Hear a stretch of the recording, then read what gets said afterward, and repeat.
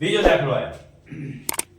ચાલો હવે બીજો દાખલો શું કહે છે કે આપેલા દશાંશ અપૂર્ણાંકોને ટકામાં ફેરવો. પહેલું છે 0.65 એ 0.65 આમ લખેલું હોય તો આપણે આ રીતે લખી શકીએ 65 ભાગ્યા 100. કેમ? પોઈન્ટ પછી બે આંકડા છે. પોઈન્ટ પછી કેટલા આંકડા છે? બે આંકડા છે એટલે નીચે 100 લખી શકાય. ટકામાં ફેરવવાનું કે છે. ટકામાં ફેરવવાનું કે છે કિંજલ. એટલે 100 વડે ગુણીશું પાછા. એટલે 100 સીધે સીધા ઉડી જશે. જવાબ કેટલો આવશે? 65%. કેટલો જવાબ આવશે? 65%. સમજાય છે કે નથી સમજાતું? ચાલો બીજું છે બી 2.1 દશાંશ પૂર્ણાંકમાં જવાબો આપેલા છે. તો 2.1 પોઈન્ટ પછી એક જ આંકડો છે તો નીચે એક જ બિંદુ મૂકવાનું અને ટકામાં ફેરવવાનું છે એટલે આપણે 100 વડે ગુણીશું એટલે 100% થશે. કેટલા ટકા થશે?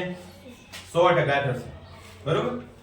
હવે આ એક એક બિંદુ ઉડાડીશું.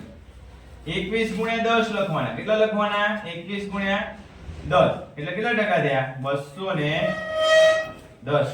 કેટલા ટકા થાય? 210%. ત્રીજો દાખલો સી 0.02. જો ભાઈ પોઈન્ટ પછી બે આંકડા આવ્યા. પહેલા દાખલામાં પોઈન્ટ પછી બે આંકડા હતા. શું કર્યું હતું આપણે? 100 મૂક્યા હતા ને છેદમાં. તો આમાં પણ 2 ના છેદમાં 100 મૂકવાના. કેટલા મૂકવાના? 100. અને ટકામાં ફેરવવા માટે 100 વડે ગુણી નાખ. તો આ તો સાવ સહેલું થઈ ગયું ને ભાઈ. સીધે સીધું ઉડી ગયું. તો જવાબ શું આવ્યો? 2%. થઈ ગયો જવાબ? સીધું સાવ સહેલું થઈ ગયું ને? સાવ સરળ છે ભાઈ. ચાલો આગળ વધીએ. આપણે ડી માં શું છે? ડી 12.35 છે. કેટલા છે? 12.35 છે. 12.35 એ દશાંશ અપૂર્ણાંકમાં આપેલો રકમ છે. એને આપણે ટકામાં ફેરવવાનું છે. શેમાં ફેરવવાનું છે? ટકામાં ફેરવવાનું છે. તો ટકામાં ફેરવવાનું કે ને તો 100 વડે ગુણવાના. કેટલા વડે ગુણવાના? 12.35 ગુણ્યા 100%. જોજો ગુણાકાર કરો તો પણ થઈ જાય પણ આપણે ગુણાકાર કરીને સમય બગાડવાનો નહીં. સીધું જ ખબર છે કે છેદમાં 100 લખી દો અને ગુણાકારમાં 100 લખેલા હોય એટલે સરખો છેદ ને અંશ સરખો સીધું ઉડી જાય.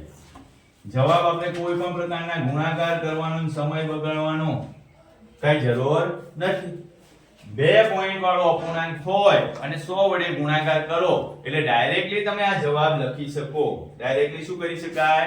1235 આપણે જવાબમાં લખી શકીએ. પણ ક્યારે?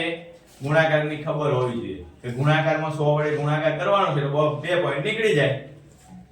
ભાગાકારમાં નીચે 100 આપેલા હોય તો 2 પોઈન્ટ લાગી જાય. સમજાય છે? 1 પોઈન્ટ આપ્યો હોય તો નીચે 10 લખવાના. 2 પોઈન્ટ આંકડા પોઈન્ટ પછી બે આંકડા હોય તો નીચે શું કરવાનું? છેદમાં 100 લખવાના. પોઈન્ટ પછી એક આંકડો હોય તો છેદમાં 10 લખવાના. પોઈન્ટ પછી ત્રણ આંકડા હોય તો છેદમાં 1000 લખવાના. પોઈન્ટ પછી જેટલા આંકડા હોય ને એટલા મીંડા વાળો એકડો નીચે છેદમાં લખવાનો. રેડી? એ આગળ આવશે. ચલો હવે આગળ જોઈશું આપણે દાખલા નંબર 3 જોઈશું. સરસ મજાની આકૃતિ સાથે આપેલો છે દાખલા નંબર 3. જો આટલા જગ્યામાં આપણે પૂરો કરી દઈએ દાખલા. ત્રીજો દાખલો 3 જ છે ને આકૃતિ, વધારે કઈ છે નહીં. ત્રીજા દાખલામાં શું કહે છે? તો ત્રીજા દાખલામાં કહે છે કે આપેલ આકૃતિનો કેટલો ભાગ રંગીન છે તે નક્કી કરી રંગીન ભાગ ટકામાં શોધો. રંગીન ભાગ શેમાં શોધવાનું છે? ટકામાં શોધવાનું છે. શું કરીશું?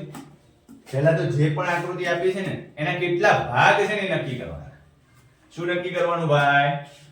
આપણે આકૃતિ આપેલી છે. ચલો આ હું રેખી પૂરી કરું છું. કેટલા ભાગ થયા ભાઈ? કયો મને. કોણ કહેશે? કેટલા ભાગ થયા? 1 2 3 અને 4 ભાગ થયા ને. ટોટલ ભાગ 4 એ છેદમાં લખીએ. કુલ ભાગ 4 થયા. 4 ભાગ કુલ ભાગ જે છે ને એ ક્યાં લખવાના? છેદમાં. કલર વાળો ભાગ કેટલો છે? એક જ છે. એકડો ક્યાં લખવાનો? ઉપર. આ અપૂર્ણાંક મળી ગયો કે 1/4 જે છે એટલા ભાગમાં કલર કરેલો છે એને ટકામાં ફેરવો. એને કેટલામાં શેમાં ફેરવવાનો? ટકામાં ફેરવવાનો. તો ગુણ્યા 100%. ગુણ્યા કેટલા ટકા આવશે? 100%. જોજો સાવ સહેલી રીતે શીખવાડું. ચલો એકદમ સરળ. 4 ગુણ્યા 25 ગુણ્યા 4 અહીંયા ટકાની નિશાની. આ જો ચોગડો, અહીંયા ચોગડો. 1 ગુણ્યા 25 એટલે 25 અને ટકા. થઈ ગયો? સાવ સહેલું છે. કોઈ પણ વસ્તુના 4 સરખા ભાગ કરો ને એટલે ચોથો ભાગ થાય. કેટલો ભાગ થાય? એ ચોથા ભાગને લખવું હોય ને એટલે આપણે એને 25% લખી શકીએ. શું લખી શકીએ? 25% લખી શકીએ. બરોબર? સીધું લખી શકાય પણ આપણે ગણીને બતાવવાનું છે. કેમ? તો સૂચના એવું કીધી છે કે તમારે ભાઈ આકૃતિમાં જે ભાગ બતાવ્યો છે એને અપૂર્ણાંકમાં ફેરવો અને એ અપૂર્ણાંકને પાછું ટકામાં ફેરવો. બરોબર નીલમબેન? શું કરે તું? આને રાખ. હવે મને તમે જવાબ આપો. ચલો કોણ જવાબ આપશે? તમારે જવાબ આપો. હું જે પ્રશ્નો પૂછું એ આકૃતિ દેખાય તમને બીજા નંબરની? બરોબર? કેટલા ટુકડા કરેલા છે? 5. કેટલા છે? ગણો. 1 2 3 4 5. 5 ટુકડા કરેલા છે. એટલે પાંચડો ક્યાં લખું? નીચે એટલે છેદમાં. પાંચડો છેદમાં. ઉપર કેટલા લખું? 3. હા ગુડ. કલર કરેલો 1 2 ને 3. આ 3. હવે આ જે અપૂર્ણાંક મળ્યો ને એને આપણે ટકામાં ફેરવવા માટે શું કરીશું? 100 વડે ગુણીશું. એને ટકામાં ફેરવવા માટે શું કરીશું? 100 વડે ગુણીશું. એટલે આપણે એને શું લખીશું? 100%. ચાલો હવે જોજો થોડું છેદ ઉડાડવાની પ્રક્રિયામાં જો કેટલા વડે ગુણું તો 20 વડે ગુણો 5 ને તો 100 થાય. 20 પંચા 100 થાય. એટલે સરખા છેદ અંશ અને છેદ ઉડાડી. જવાબમાં શું આવ્યો?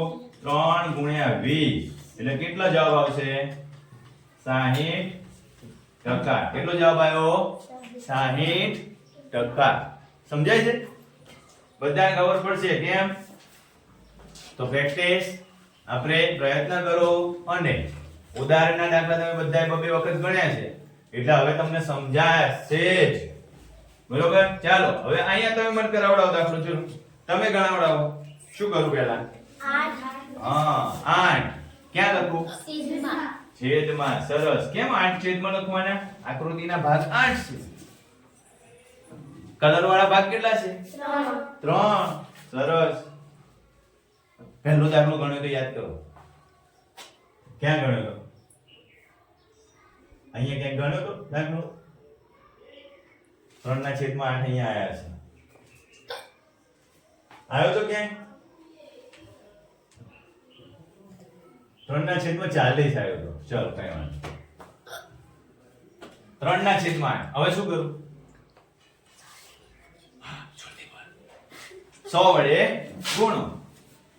કેટલા વડે ગુણવાના? 100 વડે ગુણવાના. બરોબર?